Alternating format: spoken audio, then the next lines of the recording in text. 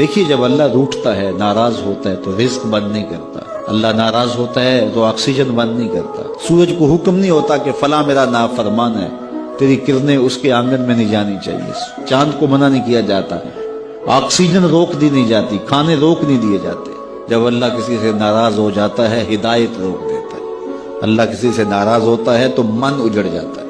اللہ جب کسی سے ناراض ہوتا ہے تو سجدوں کی توفیق نہیں ملتی، اللہ جب کسی سے ناراض ہوتا ہے تو خشیت الہی کے جذبے چھین لیے جاتے ہیں، تو وہ یہ دولتیں لے لیتا ہے۔ بندہ سمجھتا ہے میں نماز پڑھنے نہیں جاتا، اور تو کون ہے نہ جانے والا، وہ بلاتا ہی نہیں ہے، تجھے توفیق سجدہ ہی نہیں دیتا ہے۔ اگر کوئی نماز نہیں پڑھتا، کوئی سجدہ ریزیاں نہیں کرتا، اللہ کے حضور جھکنے کی اگر کسی کو عادت تھی تو وہ مت سمجھے کہ میں نہیں کرتا، اس سے چھین لی جاتی ہے توفیق، چھین لی جاتی ہے توفیق۔ تو اللہ سے توفیق مانگو